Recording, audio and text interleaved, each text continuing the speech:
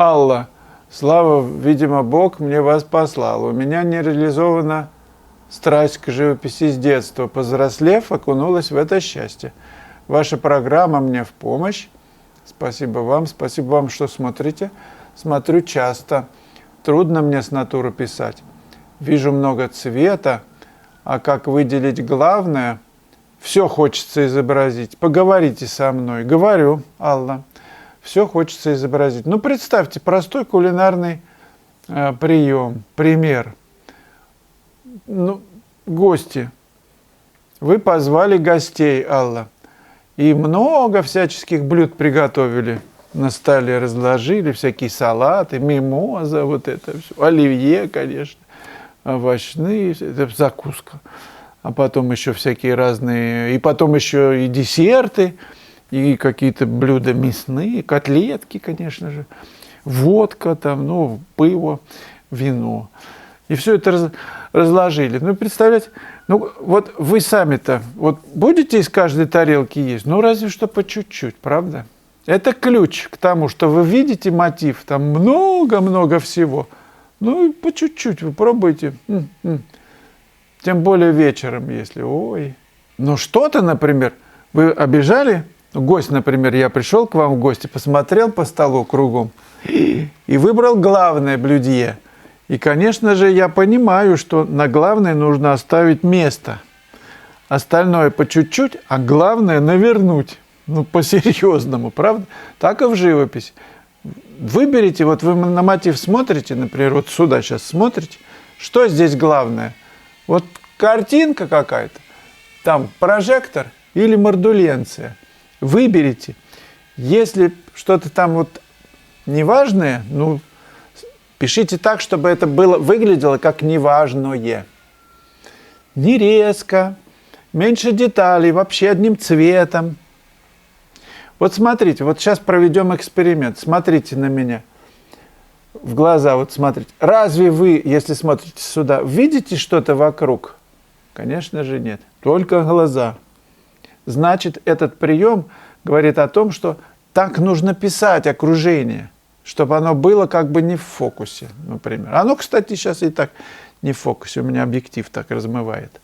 Именно об этом говорили передвижники, когда говорили, распустить глаз нужно художнику. Распустить – это смотреть не в фокусе. Сфокусировались на чем-то, остальное же не в фокусе. Так и пишите это не в фокусе. Ну, как бы вот так вот немножечко не ясно, что ли. Ну, не все. Или обобщая. То есть, игнорируя какие-то детали. Я понимаю, что это легко сказать, сложно сделать. Ну, по крайней мере, посыл такой я вам даю. Делайте так. Вячеслав, вы согласны с утверждением, что художники, да и вообще творческие люди, несколько непрактичны в быту?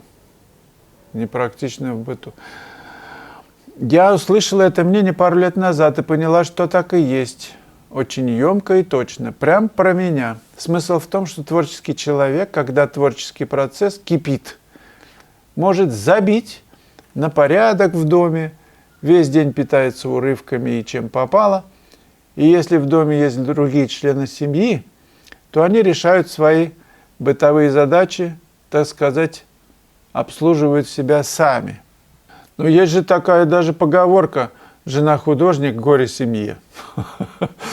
Ну, не знаю, как правда это или нет.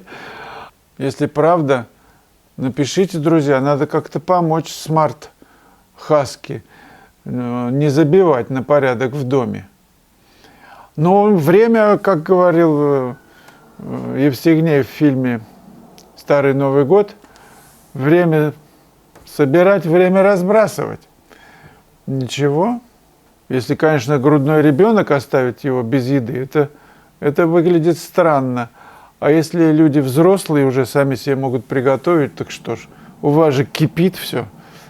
Забить надо на все. Сами разберутся. В конце концов, каждый отвечает за себя. Вы что, прислуга?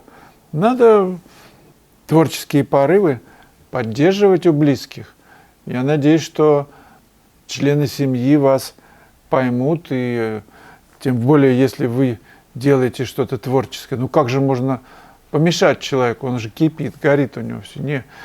Самое главное, вы знаете, мне кажется, покой в душе. Вот чтобы не раздражались вы или они. Ну они-то ладно, это их проблема. Чтобы у вас было хорошо, ну в душе. Вы же творите. Чтобы это было не из раздражения, назло, батьки палец отморожу, да? Нет, а вот из гармонии, из покоя как бы. Друзья, напомню, что 23 мая в 21 час по Москве я проведу бесплатный вебинар, на котором мы будем рисовать, и я расскажу о новом проекте, о новом формате обучения в моей онлайн-школе. Прямую ссылку, по которой можно записаться на этот вебинар, я оставлю в описании к этому видео, а также можно зайти через сайт. Когда вы запишетесь на вебинар, вам придет на почту письмо. Это такой небольшой сюрприз, подарок для вас, прочтите его. Я буду очень вам признателен, если вы сообщите об этом вебинаре своим друзьям. Мантас Варанаускас. Пишу маслом 2-й год, но пишу с перерывами, потому что учеба. Летом пишу каждый день. Подскажите, как добиться вашей техники. Она мне по душе. Любая техника, которая вам по душе, вам или другому, нужно ее изучать, научиться читать, как художник писал, как вел работу. Ну, приезжайте ко мне на класс, в конце концов. Ближайший будет в Провансе, во Франции. Будет класс, ну, это вот с 29 июня по 4 июля. Потом будет класс уже осенью в Ереване. Можете записываться. И после Еревана в Италии на озере Гарда. Приезжайте туда. Живой класс – это самое лучшее, наверное, что может быть, потому что вы можете… Огонь может перекинуться, что называется. Если близко к костру, огонь может перекинуться. То есть вы видите, как создается работа, что зачем следует, как сравниваются отношения масс, что такое массы, что происходит на палитре. Ну, то есть вы воочию это все видите, потом сами работаете под руководством. Но также, если нет возможности, то опять же заходите в мою онлайн-школу и смотрите, какие там уроки на эту тему есть. Если вы новичок в этом деле, я рекомендую некую базу. Это первый урок «Основы целостного видения художника». Он очень мощный, объемный, там очень много примеров. 13-й урок о композиции, опять много примеров. Это теоретические уроки. Потом 28-й посвящен перспективе, 52-й урок и 53-й. Обратите на них внимание, это некая база. Онлайн-обучение в этом смысле очень удобно, потому что никуда не нужно ехать, не нужно тратить большие деньги, а вы просто это все проходите, сидя у компьютера дома, выполняете задания, присылаете мне на разбор. Ну, в общем, все заточено под то, чтобы вам было удобно. Вячеслав, к вам вопрос, как построить свою программу самообучения. Оксана спрашивает, как и на что обращать внимание, в каком порядке и чем заниматься. Достаточно ли по видео художников повторять готовые ими созданные произведения? Или необходимо также как-то упражняться, как в пении, допустим, распеваются? Подскажите, пожалуйста, спасибо, Оксана. Самое лучшее – это пойти учиться в академию, потому что это ежедневные занятия по рисунку, по живописи. Если такой возможности нет, я имею в виду Петербургскую академию художеств имени Репина. Если такой возможности нет, можно заниматься самому. Что бы я сделал, как бы я поступил? Я бы нашел преподавателя по рисунку, пусть, я не знаю, для детей, хорошего преподавателя, который бы давал мне задания, и я ему показывал. Если это касается нулевого, начального уровня. Если какой-то уровень есть, то приходите ко мне, если моя живопись вам интересна. Вот давайте вы посмотрите вебинар, о котором я говорю, и мы посмотрим. Пришлете работы, там же будут учебные задания. 5 уроков, вы будете выполнять их, будете присылать, и посмотрим, на каком вы уровне, и мы решим, что с вами дальше делать, каким образом вам помочь. По крайней мере, в онлайн-школе я намерен разработать такую программу как раз для помощи нуждающимся. У меня будут появляться различные курсы, и по рисунку в том числе.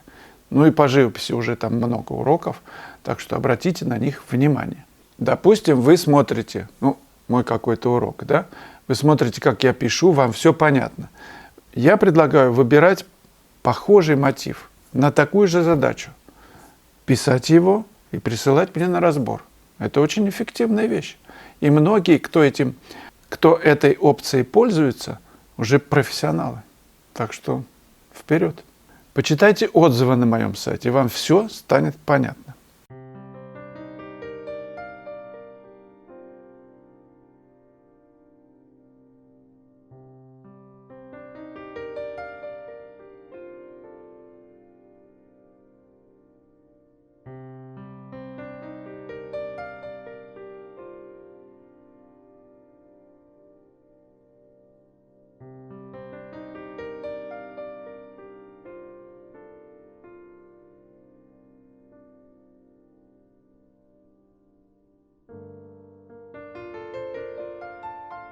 В конце этого ролика будет прямая ссылка на 744 видео «Как художнику научиться видеть живопись, пейзаж».